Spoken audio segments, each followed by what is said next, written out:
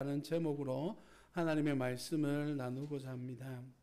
오늘 30절 말씀 바로 앞에는 29절 요한의 제자들이 듣고 와서 시체를 가져다가 장사하니라 라고 그렇게 말합니다. 이 말씀은 세례 요한이 헤롯으로부터 죽임을 당한 사건을 기록하고 있습니다. 그 앞쪽을 보시면 13절 말씀에 많은 귀신을 쫓아내며 많은 병자에게 기름을 발라 고치더라 라고 말합니다. 6장에는 몇 가지 사건들이 기록되어져 있는데 그 중심이 되는 내용이 바로 이러한 예수님께서 그 제자들을 파송하시는 말씀으로 구성되어져 있습니다. 그리고 그 사이에 세례 요한의 죽음에 대한 이야기를 다루고 이어서 오늘 본 말씀 그 파송받았던 제자들이 돌아와서 선교 보고를 하고 있는 내용으로 구성되어져 있습니다. 마가가 의도적으로 이 본문 말씀을 이렇게 배치했는데 그 이유가 있는 것 같습니다. 왜냐하면 예수님께서 하나님 나라 복음을 증거하시고 오늘 본문 말씀에서 나오는 5,000명을 먹이시는 풍성한 하나님 나라의 은혜가 넘치고 있을 그때에 정작 이스라엘 백성들을 돌보고 그들을 다스려야 될 왕궁에서는 하나님의 사람을 잡아 죽이는 죄악된 잔치가 벌어지고 있음을 비교하면서 오늘 본 말씀을 읽도록 우리를 유도하고 있는 것입니다. 사랑하는 성도 여러분, 우리의 삶의 가장 중요한 가치가 무엇이라고 생각하십니까? 여러분의 삶의 가치는 어디에 있고 무엇을 향해 가고 계십니까? 예수님께서는 그 제자들을 부르시고 그들에게 하나님 나라 귀한 소망을 주셨습니다. 3년 동안 그들에게 하나님 나라 말씀을 가르치셨을 뿐만 아니라 그들을 또한 파송하셔서 주의 귀한 사역들을 감당하도록 인도하셨습니다. 여러분, 여기는 중요한 이유가 숨겨져 있는데 예수님께서 그 제자들과 평생 함께 하실 수 있을까요? 없을까요? 같이 있을 수가 없어요. 우리가 알고 있는 것처럼 예수님께서는 3년의 공생애를 마치시면 하나님 나라로 돌아가셔야만 됩니다. 그러면 그들과 예수님과 동행했던 그 제자들, 직접적인 제자들은 12제자이며 성경에는 70명의 제자가 더 있었다라고 기록하고 있습니다. 그렇게 많은 무리들이 예수님을 따랐던 그 제자들이 예수님과 동행하던 그 과정에서 예수님이 떠나버리며 어떻게 되어질까요? 각자 우리가 잘 알고 있는 것처럼 각자 생업으로 돌아가거나 오히려 시험당하고 상처받는 일들이 생겨나지 않을까요?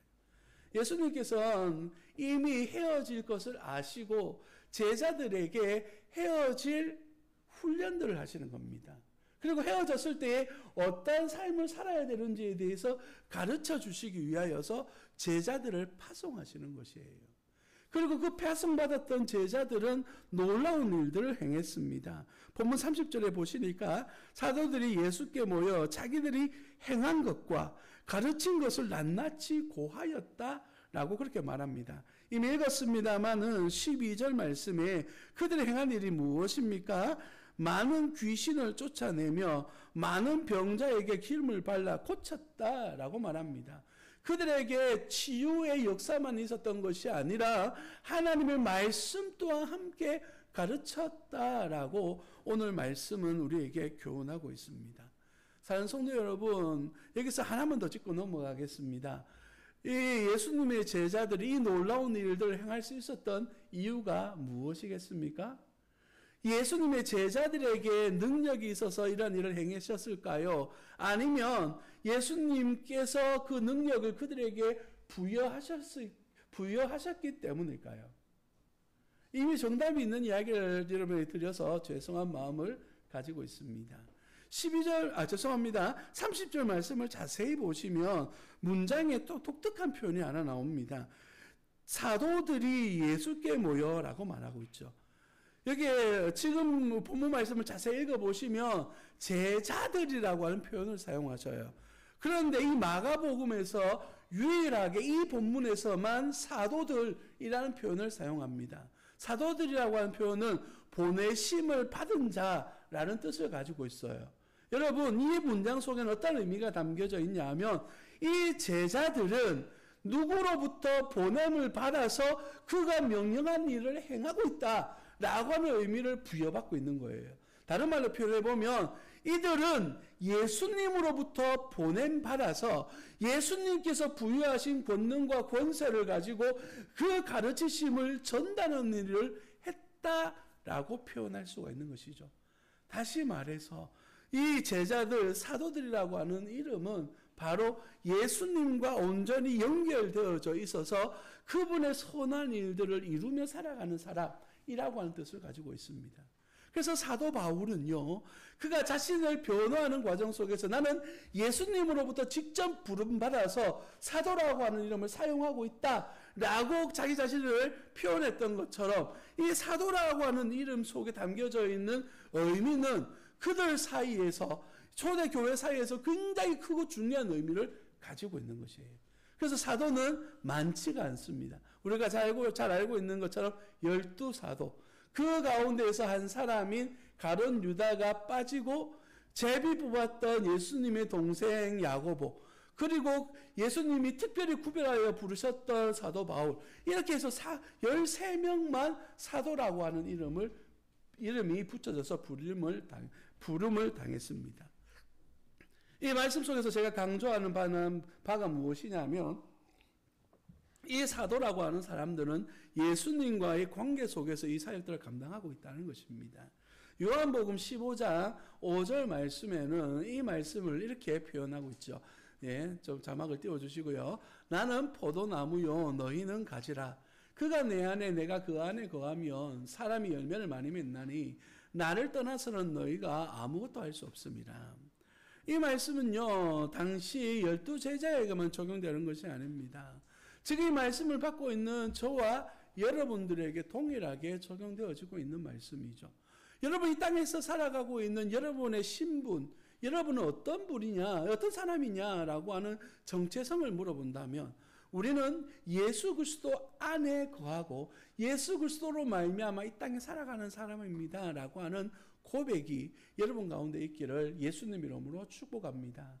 이것이 오늘 본문 말씀을 읽는, 이 말씀을 이해하는 데 가장 중요하고 핵심적인 이야기입니다. 자막을 내려주시고요. 그래서 우리가 예수 안에 거하고 예수 안에서의 풍성한 삶을 살아가며 복음을 위하여서 또 하나님 나라를 위하여 살아가고 있는 그들에게 예수님이 오늘 말씀하고 계십니다. 31절 말씀입니다. 이르시되 너희는 따로 한적한 곳에 가서 잠깐 쉬어라 하시니 이는 오고 가는 사람이 많아 음식 먹을 겨를도 없음이라 라고 말합니다. 산성도 여러분, 주님의 나라를 살아가는 사람들은 이렇게 열심과 열정을 가지고 살아갑니다. 얼마나 열심히 살았는지 음식 먹을 겨를도 없었다라고 말합니다. 여러분, 이 말씀을 들으니까 왠지 우리의 모습과 너무 닮아져 있다는 생각하지 않습니까? 그러면 제가 우리 세운교회를 설립하기 전에 있었던 교회가 대구 동성교회라는 교회입니다. 실제적으로 주일날 아침에 출근을 8시쯤 출근을 하면 퇴근하는 저녁 7시 때까지 밥을 못 먹는 경우가 많았습니다. 교회에서 밥을 안 줘서 못 먹는 것이 아니라 밥 먹는 시간에 제가 사역들이 계속 진행되어지고 있었기 때문입니다. 점심시간이 보통 12시부터 1시 이때쯤 진행되어지게 되는데 이때 제가 영어 예배부를 인도했었거든요. 그 끝나고 나면 바로 청년부가 예배가 있어서 오전 제가 2부 예배 또 설교를 했습니다. 11시 예배 설교를 하고 끝나고 나면 12시 반부터 영어 예배 인도를 하고 또 그리고 끝나고 나면 2시부터 청년부 예배를 인도하는데 그 사이에 밥을 먹으러 가면 이미 다 설거지가 끝났거나 더 이상 먹을 수 있는 환경이 안 될 때가 많았습니다. 그래서 거의 점심을 못 먹고 이제 퇴근해서 집에 가서 저녁을 먹어야 되는 그런 환경들이 많았습니다. 오늘 본문 말씀에서 주님 나라에 열심히 살아가는 사람들은 이렇게 먹고 마시는 일에 집중하는 것이 아니라 하나님 나라 일에 헌신하다 보니까 먹을 것을 놓쳐버릴 때도 많이 있다라는 것을 이야기합니다. 여러분 교회를 어떻게 섬기고 계십니까? 아니 하나님 나라를 어떻게 섬기고 계십니까? 여러분이 챙겨야 될 것 다 챙기고 여러분이 먹어야 될 것, 여러분이 해야 될 일들 다 하시고 난 다음에 하나님 나라 일에 순종하고 계십니까? 산성도 여러분, 우리 주님께서 원하시는 우리 하나님 나라의 충성스러운 일꾼들은 어떤 사람들이냐? 나를 위하여 살아가는 것이 아니라 나를 보내신 그분을 위하여 살아가는 것입니다. 우리가 살아가고 있는 이 땅에서 무엇을 하며 살아가는가? 그것은 나를 위한 삶을 채워가는 것이 아니라 나를 보내신 우리 주님 하나님 예수 그리스도 그 은혜에 감사하면서 그 은혜를 채워가며 살아가는 사람들의 삶을 이야기하는 것이에요. 그러면 그렇게 사는 것이 능사인가? 우리 주님은 그렇게 말씀하지 않습니다. 너희는 따로 한적한 곳에 가서 잠깐 쉬어라 라고 말씀하셔요. 수고하고 무거운 짐진 자들아 다 내게로 오라. 내가 너희로 쉬게 하리라 라고 말씀하십니다. 우리의 쉼과 우리의 안식은 어디에 있냐 하면 바로 예수 그리스도 안에 있음을 이야기하는 것이죠. 여러분, 최초의 쉼과 안식은 어디에서부터 시작되어졌습니까? 바로 하나님께서 6일 동안 세상을 만드시고 7째 날에 안식하셨던 것이 바로 쉼의 시작이었습니다. 하나님께서 성실하게 일하시고 난 다음 7째 날에 안식하시면서 이 날을 복되게 하시는 것이에요. 다른 말로 표현해 보자면 6일 동안 성실하게 일한 사람들이 누리게 되는 7째 날의 축복. 그리고 이 축복의 날은 그저 넉넉고 있는 것을 이야기하는 것이 아니라 이 날을 허락하시고 나에게 6일 동안 살 수 있는 생명력을 더하여 주셨던 그 하나님에 대한 감사와 찬양의 고백으로 채워져 가는 날이 바로 이 안식일이라는 개념입니다. 신약이 넘어오면 이 안식일이 예수님께서 우리를 구원하신 날이라고 하는 뜻에서 주일, 주님의 날, 우리가 지금 예배드리고 있는 이 주일의 개념으로 바뀌게 되는 겁니다. 그래서 우리가 주일에 예배드리는 이유는 무엇이냐면 6일 동안 성실함으로 하나님 나라를 살았던 우리 백성들이 하나님 이렇게 살 수 있는 새 힘을 우리에게 베풀어 주심에 감사할 뿐만 아니라 또한 일주일 동안 살아갈 수 있는 힘을 내게 공급해 주옵소서라고 하는 간절한 소망으로 주님께 나와 예배하는 것입니다. 이렇게 성실함으로 살아가는 이들에게 베풀어 주신 우리 주님의 은혜, 이것이 바로 쉼이라고 하는 단어이죠. 우리 주님께서 우리에게 따로 한적한 곳에 가서 쉬도록 말씀하여 주셨습니다. 그런데 평안히 쉴 수 있습니까? 오늘 본문 말씀에도 보면 쉬지 못합니다. 예수님과 그 제자들이 한적한 곳에 가기 위해서 배를 타고 가고 있었는데요. 33절에 보시면 그들이 가는 곳을 보고 많은 사람이 그들인 줄 안지라 모든 고을로부터 도보로 그곳에 달려와 그들보다 먼저 갔더라. 쉬러 가고 있었는데 갈릴리 호수가 그래 큰 호수는 아니었죠. 물론 바다처럼 넓기도 합니다만 저기 예수님이 탄 배가 가는 것을 본 거예요. 그러니까 그들이 어떻게 하는 겁니까? 저기 가면 예수님 만날 수 있어. 막 도보로 뛰어서 가는 겁니다. 그리고 가는 길에 예수님 저기 있다더라 라고 하는 소문을 퍼뜨렸겠죠. 더 많은 분들이 모여서 이미 예수님이 도착하셔야 될 자리에 와 있는 겁니다. 쉬러 가고 안식하러 가고 우리 주님의 은혜를 소망하기 위해서 갖는 그 자리에 사역해야 될 대상들이 한가득 있는 겁니다. 여러분, 오늘 본문 말씀에 보면 그들이 먹은 무리 숫자가 몇 명이라고 표현하고 있습니까? 5,000명입니다. 남자만 5,000명입니다. 그러면 여자분들도 있을 것이고 아이들도 있을 것이고 대충 성경학자들 한 2만 명 정도가 모여있지 않았을까 이렇게 표현합니다. 예수님께서 쉬시려고 그 제자들과 함께 쉬려고 갔는데 그곳에는 이미 가득 찬 사역의 대상들이 모여 있는 거예요. 우리가 주의 사역들을 감당하다 보면 좀 쉬어야 될 때가 있고 좀 번아웃 되기 전에 우리가 좀 안식해야 될 필요가 느낄 때가 있습니다. 그런데 어떨 때 보면 하나님께서 우리가 쉬지 못하도록 우리를 몰아붙일 때가 있어요. 그럼 우리는 어떻게 반응해야 될까요? 주님, 나 도저히 못합니다. 들어 누워야 됩니까? 오늘 본문 말씀에서는 어떻게 표현하고 있냐면 예수님께서 이렇게 이야기해요. 34절 말씀이 예수께서 나오사 큰 무리를 보시고 그 목자 없는 양 같음으로 인하여 불쌍히 여기셨다라고 말합니다. 그들이 목자 없는 양과 같았대요. 여기 목자라고 하는 표현은 구약적 의미에서 보면 바로 다스리는 사람, 왕을 의미합니다.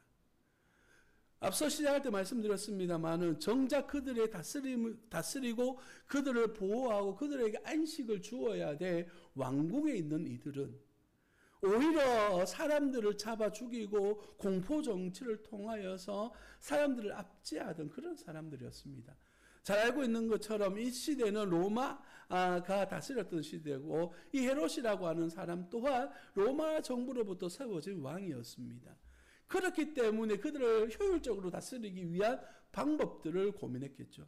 그래서 잡아 죽이고 고문하고 고통스럽게 만드는 것이 정치 잘하는 것이라고 생각했습니다. 그런 정치 아래 있던 사람들이 예수님을 따라가니까 예수님께서는 먹을 것도 주셔요. 예수님께서는 병도 낫게 하셔요. 뿐만 아니라 하나님 나라 복음을 전해주시니까 영적 양식과 육적인 평안함들을 누릴 수 있게 되니까 예수님을 따라다닐 수밖에 없는 겁니다. 요한복음에서는 어떻게 이야기하고 있냐면 요한복음 6장 14절과 15절 말씀에서 이렇게 이야기합니다. 그 사람들이 예수께서 행하신 이 표적을 보고 말하되 이는 참으로 세상에 오실 그 선지자라 하더라. 그러므로 예수께서 그들이 와서 자기를 억지로 붙들어 임금을 삼으려는 줄 아시고 다시 혼자 산으로 떠나가시리라. 아멘. 예수님을 붙들어 왕으로 삼으면 정말 우리가 그 은혜의 풍성함을 누릴 수 있겠구나 라고 하는 생각을 가지고 예수님을 쫓아다니는 겁니다. 그러한 백성들을 보니까 그러한 사람들을 보니까 예수님 마음에 어떤 마음이 드냐 하면 불쌍히 여기는 마음이 든 거예요. 본문 말씀대로 표현해 보자면 목자 없는 양 같음으로 인하여 불쌍히 여기셨다라고 합니다. 이 불쌍히 여기다라고 하는 단어를 찾아보니까 정말 이 그 오장육부가 저리도록 오장육부가 정말 고통스러울 정도의 아픔을 느끼며라는 뜻을 가지고 있습니다. 다른 말로 표현해 보자면 그들의 아픔을 공감하고 계시다는 것이. 그들이 아파함을 알고 계시다는 것이죠. 그래서 쉬고 안식하러 갔던 그 자리에서 다시 한 번 더 주님께서 사역하고 계십니다. 어떤 사역을 하고 계시죠? 그들이 오랜 동안 하나님의 말씀을 듣고 하나님의 가르치심을 듣고 있으니까 해가 저물어지기 시작합니다. 그래서 제자들 중에 어떤 이들이 찾아와서 이렇게 이야기하죠. 해가 늦었습니다. 이제 그들로 하여금 집에 가서 또한 마을로 돌아가서 음식을 사 먹게 보내십시오 라고 그렇게 말씀하셨어요. 자, 여기서 오늘 두 번째 은혜의 말씀이 나옵니다. 예수님께서 뭐라고 대답하십니까? 오늘 제목이죠. 뭐라고 말씀하시죠? 너희가 먹을 것을 주라 라고 말씀하십니다. 여러분이 이 질문을 받았다면 여러분 어떻게 반응하셨을까요? 예수님께서 이 많은 무리들 2만 명이나 모여있는 무리들을 향하여서 예수님이 제자들에게 야 너희들이 먹을 것을 줘 라고 그렇게 말씀하신 거예요. 예수님이 제자들을 당황했을 겁니다. 뭐라고 대답합니까?